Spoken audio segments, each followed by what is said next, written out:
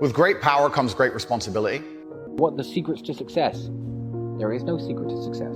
I have the secret to my success.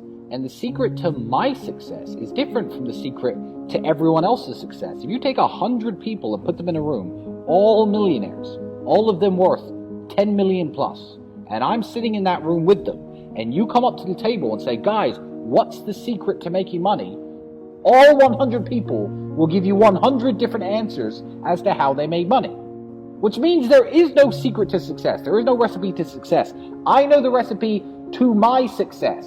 So I was 17, I was working at a fast food restaurant making sandwiches. Now, the internet didn't really exist as such, but looking back on it, it was part of my journey. And I regret nothing because I ended up where I am. So would I even go back and tell myself anything, is the question. If I had to, it would be to not burn so much of my time. Let's talk to the 17-year-olds who are listening. You know, do you finish your job, come home, play video games, etc.? That's what I used to do when I was 17 a little bit. What I didn't do is come home and think, okay, fuck, let's work on something new. Let's try and build something. Let's start a YouTube channel. Let's start creating content instead of consuming content.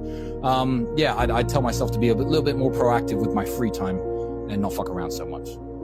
Stand yourself in front of the mirror if you are that person. Imagine yourself 30 years older. Imagine yourself fat, out of shape, bags under your eyes, wrinkles on your skin, gray hair. Imagine that man exactly where you are today. And if you don't like it, do something to change it, because it's complacency that damages people. And that's a mix of brainwashing and programming and, your personality. It's a mix of lots of things. But I think growing up really impoverished and looking around at the other adults, who are still I was 16, 17 years old working at McDonald's. I was working with people who were in their 40s and 50s doing exactly the same job as me. And I thought, whoa, this is fucked. I'm going to have to do something. Why are you on this podcast asking me how to stop procrastinating? Turn off YouTube. Go do something. Jesus Christ. What's wrong with people? This is exactly what you were talking about asking a question you already know the answer to. You know the answer is to stop doing things that waste your time and apply yourself to something important. Now, this may not be a waste of your time, but let me tell you, you're a dumbass, clearly. It's like Googling how to get fit, like you just said. Everyone knows what a push-up is. Do 10,000 of them a day. Stop wasting your fucking time. I've never had to deal with procrastination. I've never had to deal with not being motivated, because what is the alternative? Literally, be a loser forever? There is a way to get revenge on women. Every time I've heard anyone say, oh, my ex broke up with me, she cheated on me, I need revenge. That's sick-minded. That's incel level shit. The only kind of revenge that you can get on a woman is this. Say goodbye politely. Keep working hard. Increase your value as a man. Wait 3 years, 4 years, 6 years, 11 years, and you know this story, the 11-year story. And wait till you are the man, and she's just now some chick, 28, 29, and she's like, Tristan, it should have always been you. Then you can either tell her no or break her heart again. Then you win. My success was that I trained hard. I was a professional fighter. I've always been confident. That comes from my kickboxing, I guess, which made me good with women. I was good with women, so I always had beautiful girls around me. When I realized that beautiful women could make money on webcam, I put various girls on webcam, started making a few dollars here, a few dollars there, until it grew into one of Europe's largest studios. Then I became a millionaire. That is a recipe to my success. Now, go and ask Elon Musk the recipe to success, and he's going to say, invent PayPal and then make space rockets. It's a different game. So yeah, what advice would I give to a young guy? I will give the only advice that I can give. I cannot give any other advice besides what worked for me. Do a lot of physical training, become attracted to women, start a webcam studio. That's what made me a millionaire. That is the secret to my success. There is no secret to success that generally works across the board. Because God knows it's not work hard in school and get a degree. A healthy body is a healthy mind. Get into shape. Try to look your best. Try to become more knowledgeable. Whether that be watching YouTube videos, watching stuff that my brother or you put out. Just try to understand the world better. Try to understand that you can't just walk through the world as a dork, because the things you desire don't come very freely to dorks. I would like to think that every single young man watching would love to have a beautiful woman. They would, wouldn't they? Beautiful women don't like dorks. They really don't. So look at the things you want from life, and look at who you are as a person, and think, how can I positively change myself get the things that I want from life. And I think you're naturally going to come out of your dork state just from doing that. I have no ritual or anything that I actually recommend to men. With younger men, especially the guys who aren't physical yet and they don't have the side, they don't have the money to go to the gym, and they don't have the time to do the training. Obviously, Andrew sells his fitness training program, which is all well and good, but a good example I always used when I was younger was do push-ups during TV commercials. Yeah. Push-ups during TV commercials was my life hack. When I was young, I was broke. You know, I got to this side. I'm no bodybuilder, but I'm a very big guy. I'm about 240 pounds. Yeah. Watching TV is a very wasteful exercise. Absolutely. Every time the commercial comes on, do 50 push-ups. If you can't, do 25. Do 10 every time the commercial comes on. Something. Yeah, by the time the day's over, you've done 150 push-ups. You know, your arms feel pumped up, your pecs feel pumped up. What choice do you have, my friend? What do you mean? What happens if you don't deal with the grief? I don't understand. Are you gonna kill yourself? Drink yourself into depression? Ruin your own life? You have no choice. You're on a train track. And you can either change the direction of the train that goes off a cliff, or you can keep it on the track. Time is going to still keep going on, and you are going to be sad. So are you going to be a sad winner, or are you going to be a sad loser? To me, it's very binary. Just because everyone's doing one thing doesn't mean doing the opposite is wrong. Sometimes that's the best thing to do. Life is like a game of chess. You can't take moves back. All you can do is look at the board you're in, look at the position you're in, and make the best moves possible. Women are going to want that Gucci purse. When they get to 16, 17, 18 years of age, they're going to want those shoes. They're going to want those lubes. They're going to want the jewelry. And who's going to give it to them? So become a financially successful man yourself for the sake of your daughters. Because one way or another, she's getting that Gucci purse, my friend. Whether it's OnlyFans, webcam, prostitution, escorting, sugar daddies, or her actual father who loves her and takes care of her. So people who think they're going to hold their household together, traditional values and religious values alone, when you're flat broke, believe me, if your daughter's pretty, she ain't gonna be broke for long, my friend. And she isn't getting the money from you, and she's not getting it for free either.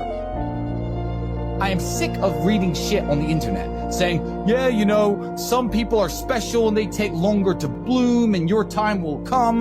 Let me tell you something. 99.9% of people who are born broke, live broke, stay broke, die broke. That is the reality for almost everybody. The internet and it's all gonna come to you at the right time bullshit is fucking a psyop to keep you down.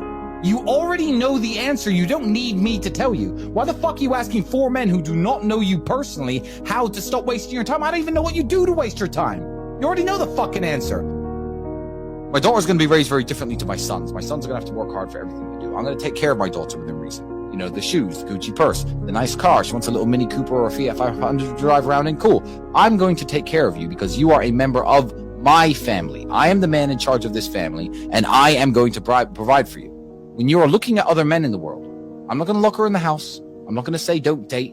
I'm going to just inform her that when you're looking for other men in the world, you have to understand that when you pass on from this family, that's the man who's going to potentially be taking care of you. Listen, everything's going to plan. Smile. Go live your life. Be a sad winner and not a sad loser. Why would anything that makes you happy and doesn't hurt anybody else be wrong? No matter what you want to be in life, and no matter what you want to do, whether it be, you know, a dog trainer or a kickboxer or a zoo owner, it takes certain amounts of passion, time, and dedication. Network, connections, power, money. That's what makes you free. Money buys healthcare, and if you think you have healthcare, you do not. That's what I would say is the most crazy thing about having money. Try to make them notice you and realize your usefulness. Don't try to tell them that you're useful. Then I'm in a position where I was very lucky to have a good father figure and an older brother in my life to guide me over some of the hurdles that young men face. But a lot of hurdles that, you know, young men face, they haven't got anybody to look up to, and they haven't got anybody to turn to. And I thought, you know what, let me just give this little bit of life advice out to the younger men out there. I said, I broke up with my ex. She's asking for me back. How do I know if it's too late to take her back, or should I take her back, or should I not take her back? The answer to whether you or not you should take an ex-girlfriend back is very simple. And I know this, and most fully grown men probably know this. But for the younger guys out there, let me explain to you exactly what it is. If she has had another boyfriend or another sexual partner or another relationship since the breakup, it is too late to take her back. It is over at that point. Because no matter what happens in the relationship, no matter if you get married, have kids, if you stay together for a very long time, because that all happened because it didn't work out with the guy who she was with after your breakup. So you are always going to be plan B. You're always going to be the fallback guy. You're always going to be the idiot that's always there. So if she's had a week or two and, you know, hung out with her girlfriends and cried into her pillow, by all means take her back. The moment there's been another guy in the scene at all, she's only interested in taking you back and getting back with you because it didn't work out with him. So don't let yourself be played like that. Yeah, don't be second place to anybody. So that's when it's too late. And I think that the real definition of right and wrong actions are whether they cause other people harm. And I think that's everybody's definition. I'm 34, you're exactly the same age as me. I am too working on myself, trying to build myself up, working on my finances, although they're pretty secure. I'm always trying to do better, and I care about taking care of my mother too, yeah. I'm certainly not chasing tail around like I was when I was 21, because, you know, I've realized as I'm older and smarter that there are better things to do. You are going to need a woman because you are going to need kids, and having kids is a very important mission in any man's life. So yeah, by all means, work on yourself. I don't understand why that would be a negative thing. That's actually a very beautiful thing. Being truly honest, living only for yourself and not taking the time and the financial commitment it takes, the time commitment it takes to procreate, I think would be ultimately very unhappy life. Shared blood is the best, it's the best way of securing loyalty. So as a man who's building an empire, I don't see how I could justify continuing my life if I was not trying to procreate and have children. But yeah, having a daughter and being a father it's absolutely wonderful. No 22-year-old should be on any kind of steroid. I can see cases for testosterone replacement therapy for people in their upwards of 40, maybe late 30s. I can see the case for that, for upping your testosterone level and trying to get your energy levels back to when you were much younger. Do you exercise regularly? Do you eat right? How much alcohol do you drink? Do you smoke? You know, why don't you look at what testosterone is? Look at your current life and and your current habits, and try to up your testosterone level naturally. There's no excuse to be injecting anything into your arms at this age. I think that's really pathetic. I believe that the time to get wealthy in an easy and a quick way has run out already. I'm going to tell you why. We've all heard of the gold rush, haven't we? Gold rush was a time when in certain rivers in California, large nuggets of gold were found, and people went nuts. People all moved out to California, and lots of people got very rich because there was gold in the hills, and everyone was panning for gold, searching the rivers for gold, mining for gold. A gold rush has just happened, and the gold rush we've just seen is the easy money there was to make in crypto coins. Bitcoin has a use case, Ethereum has a use case, Chainlink and a few other cryptos have a use case, and they're going to last well on into the future. They might even be the future of currency. People who own them now might be the richest people in the world in 5 or 10 years. But I'll tell you what isn't going to exist. Pump and dump crypto nonsense coins that kids can buy for a few $1,000s and become millionaires overnight. The time of easy money is over. The gold rush is over. There's no more easy money in the way there used to be. There's no way you're going to draw a little pixelated picture of a monkey or a banana or a pig or a ninja and sell it for $600,000 anymore. The NFT craze is over. That goes to show that the easy money days in crypto are completely over. So getting wealthy is possible. It's always been possible. And during the worst recessions in the world, people have made money. Getting rich, possible again, but it's going to take a lot more hard work than it's ever taken before. The days of the free money on the internet have ended absolutely. You eat McDonald's every day. You know not to do that. So you're trying to get into the specifics without covering the basics. You know what I mean? It's like when people care about fitness, is like, okay, what's the exact correct technique to lift this and lift that? People who don't train at all, just go running and do some push-ups. Everyone knows like the answers. Step one, stop eating McDonald's every day. Yeah. Like that. Once you do that, worry more about the exact specifics of what you're eating and what you're not. I'll eat 3,500 calories in a single meal once a day. All the time. That's better. A lot of the time. That's what I do. It's not like in the afternoon, not before. So I always go to sleep a bit hungry. You know, I don't have breakfast in the morning. But it's just, I don't even realize I do it. It's how I live. This is why I don't read self-help books. I believe that is success porn. People reading these books about get rich and do well. How many people do I know who've read these books and never got rich? Zero! When they talk about reading helps you. Reading is entertainment. So if you read the James Bond novels for entertainment, it's better than watching the James Bond movies. I believe that it's a higher form of entertainment than Netflix and TV, but it's essentially just Netflix for the brain. So, yeah, reading is a waste of time if you want to get rich, I agree. But there is one TV show which I'm going to talk about now. And we never talk about it on an Emergency Meeting Live because my brother has not seen this show. But I was at somebody's house about 4 years ago, and I watched episode 1 of a show which has 11 series to it. And it was so excellent that I watched all of it. Now, I believe this TV show to be an intellectual and cultural masterpiece, and it is the greatest show that has ever been broadcast on television. And I'm talking, of course, about the show Trailer Park Boys. The importance of brotherhood and friendship and sticking together is a massive underlying theme of the show. Also, the importance of enjoying your current circumstances. Keep working, keep hustling, keep grinding, try and get out, but enjoy yourself while you're at it. It's a show about perseverance. It's a show about trying to always better your situation. Besides that, TV's a waste of time. Especially the news. My content existed because I tried my very hardest to be an absolute and utter realist, especially with uncomfortable truths. I was pointing out that very uncomfortable... Is that a truth? It's an uncomfortable truth in many parts of the world. It's not a truth that I'm happy about. I don't want to be seen as a negative influence in the world. I know that there's a whole bunch of men. I get thousands of emails a week from men whose lives I've saved. I get thousands of emails a week from men who are on the verge of suicide and I've saved their lives. I believe in protecting and providing. I've been misunderstood. I don't want anybody to be offended by anything I say. I want to be a positive force in the world. I don't want anybody to hear what I say and make them feel bad about themselves. I want all people to live righteous and good, whether they're male or female. I think righteous is living true to your heart and knowing that you're doing good by people, not snaking anybody, not lying to anybody. I know I live a very righteous life. The government is not capable of helping the poor.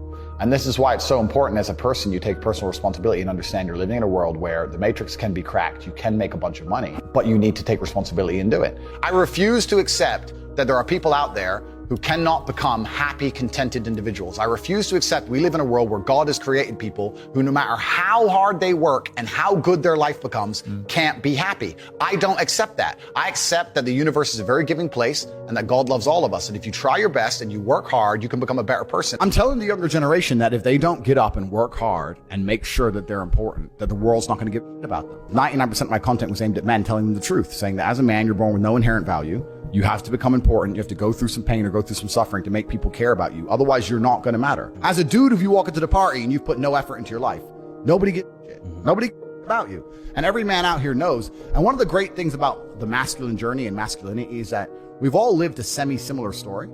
It's kind of cool. Like, we've all been the teenager, gets heartbroken.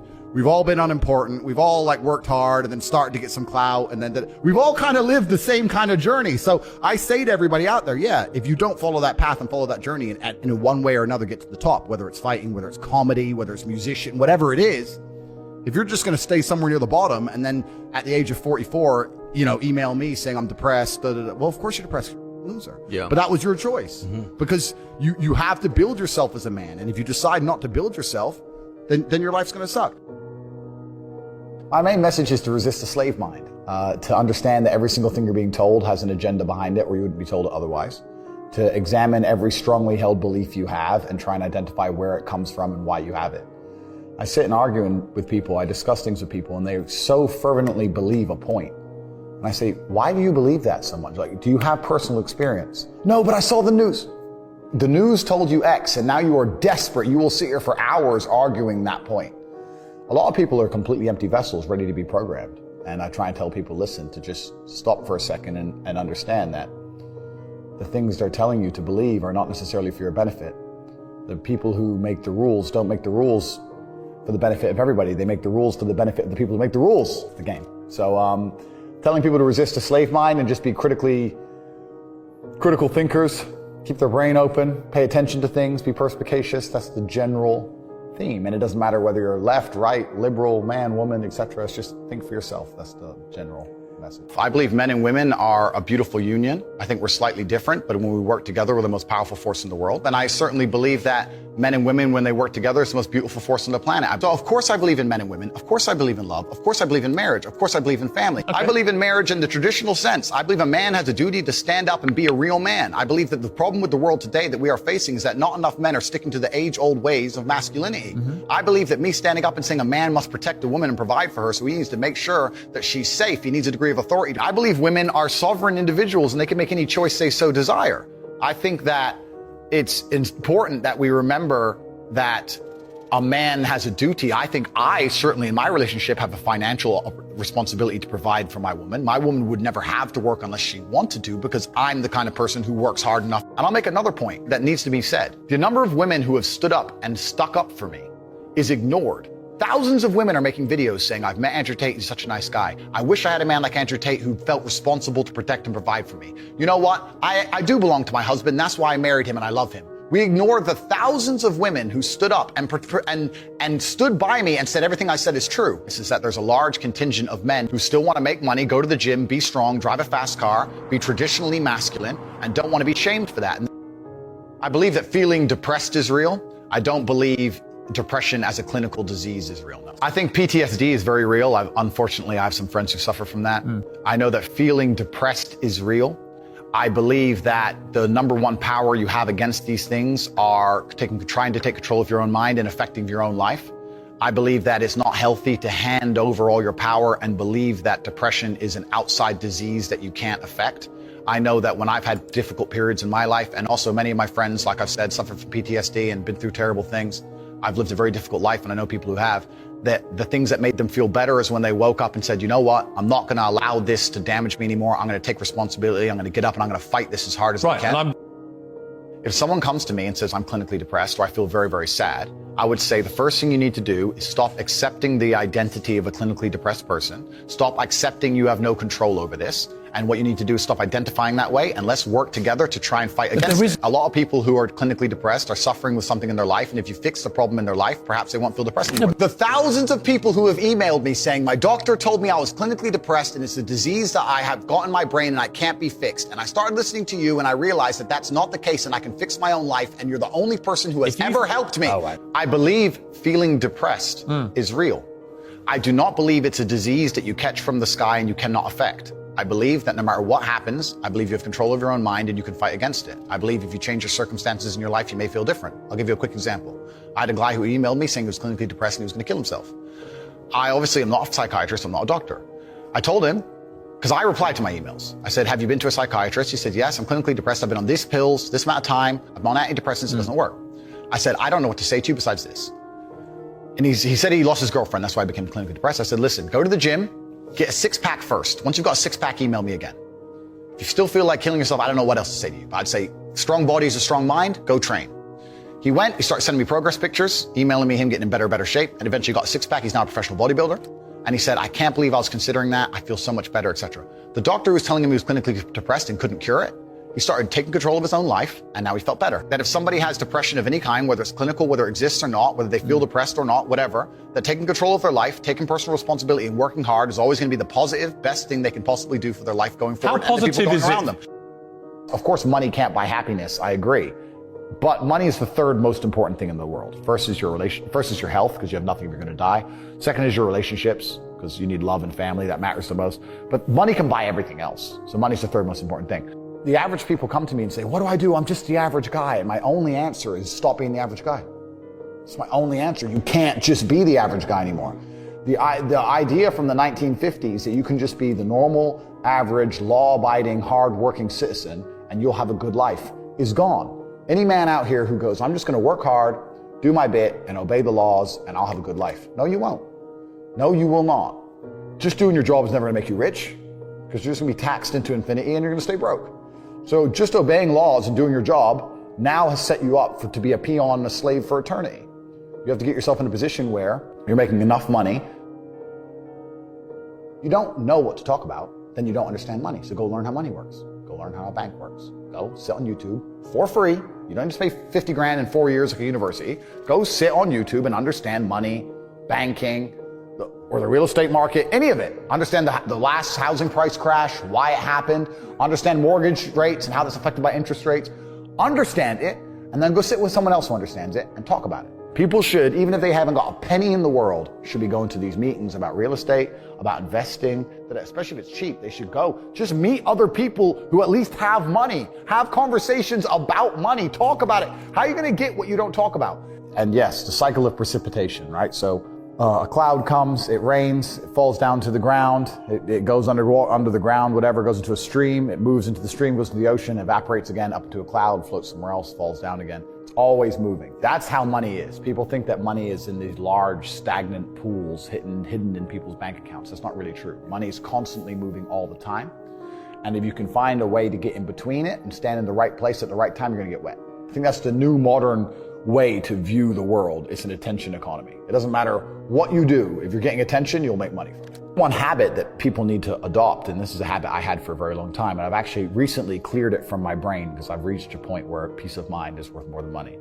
But every single time money is spent, you need to identify how your money was taken from you. And I say taken because money can't be made. Money is taken. Because the only people who can make money are the government. So if you're a government, you can make money. You can print it from thin air or a bank. But if you're a person, you're not making money. You're convincing other people to give it to you. You're taking money from others. So every single time you spend money on anything, you need to identify how it was taken from you. When you go and buy a coffee, don't just go buy the coffee and sit down. Sit and say, why did I buy this coffee? Okay, I really wanted coffee. Yeah. But then why did I go into this store and not that store? Is it better advertising? Does it have less of a line? Do they have seating? How did they convince me to come in here? How much did this coffee cost? £6. What's the profit margin on that? Probably £5.50, £5.80 probably by the time. The cup probably costs more than the coffee. The coffee is just water. How did they convince me to spend £6 in this place? And when you sit there and analyze and you all start to learn little lessons about business, you'll learn about the importance of the signage. You'll learn about the importance of there being no queue. Yeah. So that if you ever run a business, I'm telling you, I say with my business, my people all the time, faster. All the time, quicker. Yeah. Like I have a couple businesses that are physical. I'm like, I don't want to see a line. I don't want it to see empty because it looks bad. So when there's lines, you work fast. When we're down to 1 or 2 people, you take your time, you talk to the customer. Right. You keep it so there's like always one person at the thing. Like manage the line. Like people don't think about this stuff. No one's going to sit and wait in a long queue. Maybe some idiots will, but people like me won't. We've got shit to do, right? My time's worth money. I'm not going to stand and wait in a line. So you have to identify how your money is taken from you. If you start doing that with every single time you spend anything ever, you're going to start to identify business opportunities, and you're going to sit there and you're going to have coffee and you're going to go, you know what? They could have sold cake and they didn't. Could I outcompete this place? Let's imagine I had the money to start a coffee shop right next door. How would I outcompete them? Well, I'd have cake because they don't have cake. Also, most people in here are businessmen.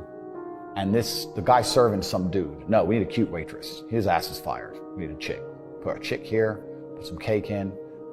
Financial Times, business people in.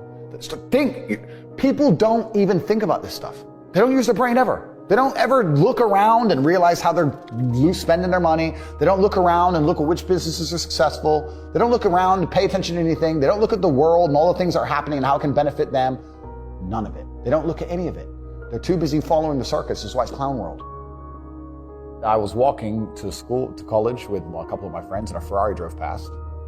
And I said, bro, you see that? And he goes, yeah, what about it? I said, doesn't that piss you off? I must be about 16. He goes, why? So this dude has 400 G's for a car, 400 grand. I'm walking 4 miles to college because my mom hasn't got any car. He has 400 grand. Do you think he works a job? Do you think he's behind a counter somewhere? He knows something about the world that I don't know. And they were like, well, he's rich. I'm like, yeah, I know. I didn't say he wasn't rich, dummy. I'm saying he knows something about the world I don't know.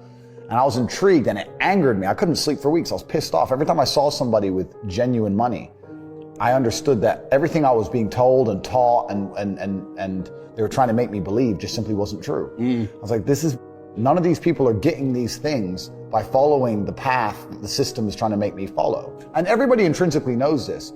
If you go to if you're at a BP, you're at a petrol station, and I pull up in my Lamborghini, nobody goes, wow, he went to school. He studied hard. And they do that because they know that the easiest way to amass wealth is to break the rules, because the rules are not designed to allow most people to make money. You can make money within the rules, of course you can, but most people don't. Most people who follow the path work, consume, die. That's it. So I always knew the same thing as you, and I knew there had to be another way. I knew that just working for money was a paradigm that wasn't true. And then you understand making your money work for you, and you understand delinking your time from money. You start learning to understand these things, but eventually you build a system, and you build an ecosystem like me. I have 60 or 70 people work for me all around the world, and things just happen and money just kind of appears as long as everything's well organized. I mean, in my experience, like, imagine if I didn't have all this money and I had to go get a job again, I'd get a sales job, because I've always been a salesman. And I think that's a very important life skill to have, to be good at sales and to deal with the stress and have a commission-only environment. But I don't know if they even teach sales in university. Yeah, it's all garbage. They don't teach anything important. They just teach anything. They teach things that are going to keep you inside the slave mind. And they want you to go to school and then go to college and then go to university and get in debt. And you have to be in debt, so that now you have to work. And you're working and you're in debt, and then they want you to take on more debt if possible in the form of a mortgage, which a lot of people do, which we can talk about because I know you're the property guy. Yeah. And then you're in debt now, and once you're in debt, you can't really quit your job, and it's very difficult for you to leave the country. And now they can hold things over you. That's the goal. It's all about control mechanisms, and the system is very well designed to make sure that people are conditioned to obey. It's very hard for the average person to say no to anything. Unless you have millions and millions and millions of dollars, it's very difficult to even have an opinion on subjects. That's the thing about being a man, and that's what I was saying to the kids. It's like, look, you need to get up, and it's going to be very, very difficult. The world's getting harder and harder, especially for men. It's all clout, it's all status, there's no way you're going to matter unless you get up and you work extremely hard. Should young men aspire to work very hard, have no criminal record, become multimillionaires, protect and provide for the women close to them, be sovereign so they can stand up and have their own points of view in face of cancellation, be able to not be mentally intimidated when they go on national TV and there's traps set up for them? Yeah, I believe that confident, strong men who stand up and protect and provide for women are a good thing for the world and a good force for the world. And I don't think that I put a magic spell on anybody. I think there's a whole bunch of men in the world who understands my value. And if men grow up to be like me, you're gonna have a whole bunch of people with no criminal record, dedicated athletes, who protect and provide for the people close to them,